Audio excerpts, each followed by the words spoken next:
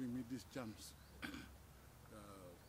Well, a lot of reports or rumor mongering has been going on about my defection, about my going to Kampala, about my meeting with President Museveni, and you know, all sorts of things which I categorically reject.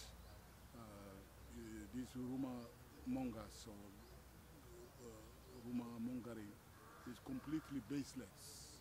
It's utterly baseless. Because I believe that a person like myself can never be bought. What is my worth in terms of money?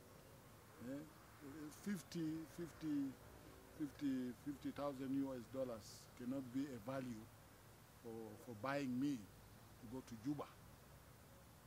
Even if I disagreed internally, I can put up somewhere else, but I will not go to Juba. I will not go to Juba.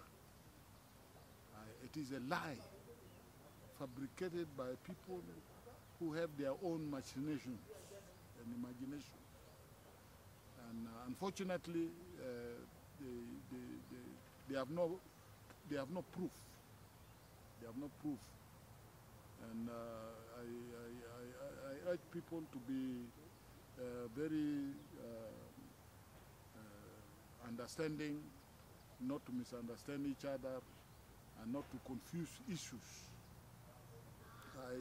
I believe that we will definitely overcome some of these things.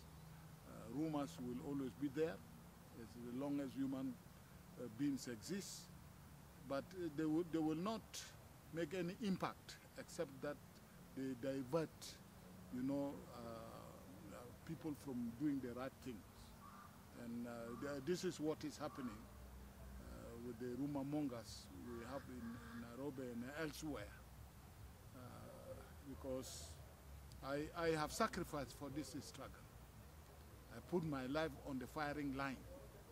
And none of them, none of the rumor mongers have made any single contribution for this struggle. None of them. Some of them had been here for many, many years and so on. And some even claim to be doctors or professors, whereas they are not. So we don't want or like this kind of people.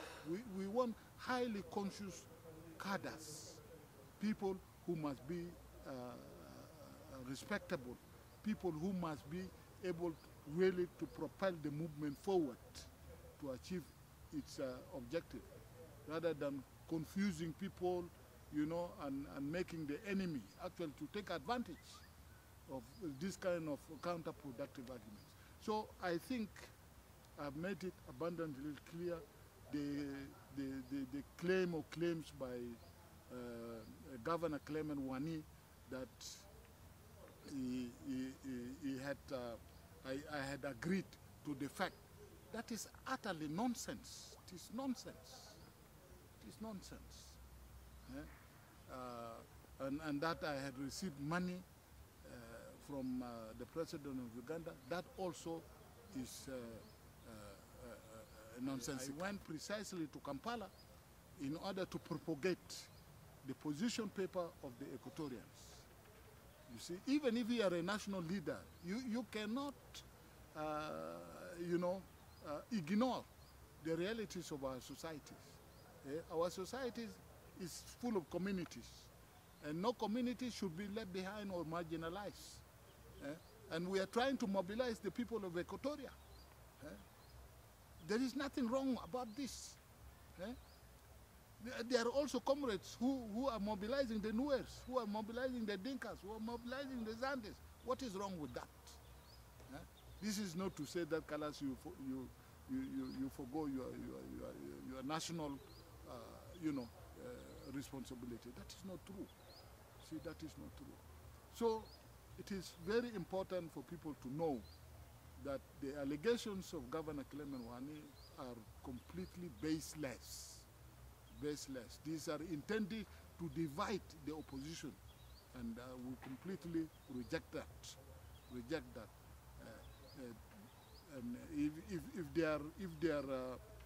if their motive in coming to Kampala was to take us to the regime in Juba, I think that has now failed. I believe that that sad story, which he fabricated, must come to an end.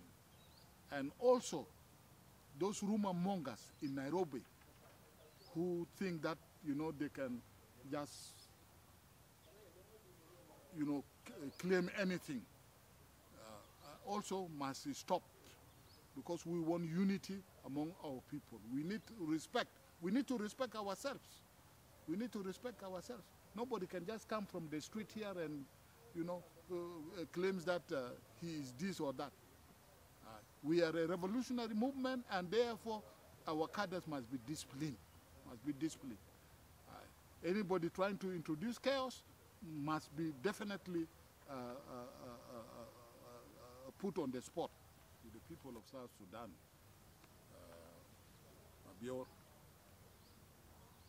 is that one, they must be united. They must be united with a sense of purpose. Why do we want to unite? We want to unite because we want now to face a new situation. A new situation in which we must now strive to rebuild our lives. You see, on a new basis, not the old basis. Now we want a new country in which every Southerner counts. Not he belongs to this tribe or he belongs to that tribe. So our people must remain united. Number two, the IGAD process is now clear to everybody. Up to now, that process is still faulty. This is still faulty. We don't want any agreement that is imposed on us. We want a just agreement which gives us dignity,